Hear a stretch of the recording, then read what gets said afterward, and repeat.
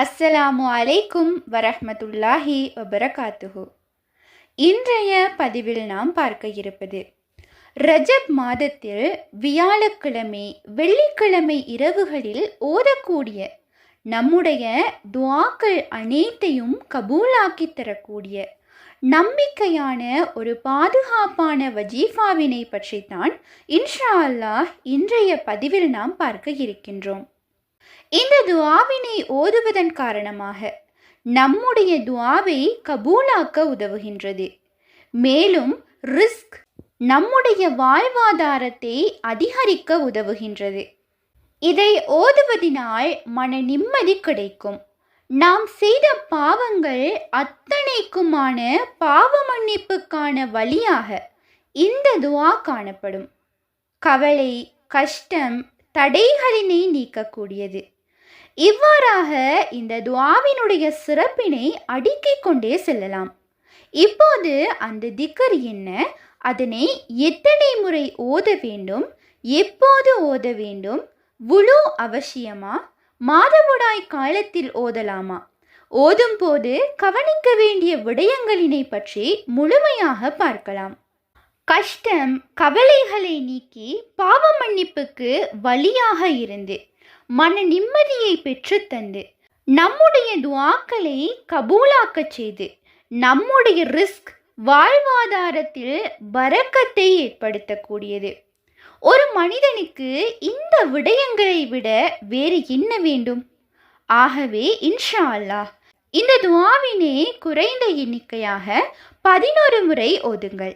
அல்லது சிறப்பாக இருக்க வேண்டும் என்றால் 33 முறை ஓதிக்கொள்ளுங்கள். மிகவும் சிறப்பாக அமைய வேண்டும் என்றால் 100 முறை ஓதிக்கொள்ளுங்கள். இன்ஷா அல்லாஹ் தினமும் ஓதுவதனை இந்த ரஜப் மாதத்தில் வழக்கமாக்கிக் கொள்ளுங்கள். மேலும் இதனை வியாழக்கிழமை இரவில் வெள்ளிக்கிழமையில் அதிகமாக ஓதிக்கொள்ளுங்கள். அதாவது ஃபஜ்ர் தொழுகைக்கு பிறகு, இஷா தொழுகைக்கு பிறகு, மிகவும் சிறப்பாக தஹஜ்ஜுடைய நேரத்தில் ஓதிக்கொள்ளலாம். இன்ஷா அல்லாஹ் இந்த ரஜப் மாதத்தின் வியாழன் வெள்ளி இரவுகளை பயன்படுத்தி கொள்ளுங்கள். மேலும் மனதில் ஒரு கவலை, பயம் ஏற்பட்டால் உடனே இந்த துஆவினை ஓதலாம். பாவ உணர்வு ஒன்று ஏற்பட்டு விட்டால் இந்த துஆவினை ஓதலாம். மேலும் நாம் கேட்கும் துஆக்கள் கபூலாக வேண்டும் என்று நினைத்தீர்கள் என்றால் நாம் கேட்கும் துஆக்களுக்கு முன் இந்த துஆவினை ஓதிக்கொள்ளலாம். இன்னும் இந்த துஆவினை ஓதுவதற்கு வுளு அவசியம் கிடையாது. ஆனால் வுளு செய்து கொண்டு ஓதினால் இதனுடைய பலன் அதிகமாக காணப்படும். இது ஒரு குர்ஆனுடைய ஆயத் கிடையாது.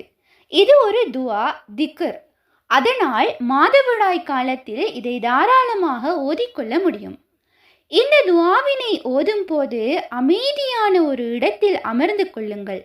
கிப்லாவை முன்னோக்கி அமர்ந்து கொண்டால் சிறப்பானது. மேலும் நாம் எத்தனையோ பாவங்களினை செய்திருப்போம். அனைத்து பாவங்களையும் மனதார நினைத்து முழுமையான நம்பிக்கையுடன் ஓதிக்கொள்ள வேண்டும். இதை ஓதிவிட்ட பிறகு நம்முடைய அத்தனை தேவைகளினையும் துஆவாக கேட்டுக்கொள்ள வேண்டும். இப்போது அந்த துஆ என்னவென்று பார்க்கலாம். அல்லாஹும்ம பாரிக் லனா ஃபீ ரஜபின் வ ஷஅபான் வ ஃபல்லிஹ்னா ரமலான். இதனுடைய பொருள் என்னவென்றால், யா அல்லாஹ், ரஜப் மற்றும் ஷஹ்பான் மாதங்களில் எங்களுக்கு பரக்கத்தை தருவாயாக. மேலும் ரமலான் மாதத்தை எங்களை அடையச் செய்வாயாக. அல்ஹம்துலில்லாஹ், எவ்வளவு அழகான ஒரு துஆ என்று பாருங்கள்.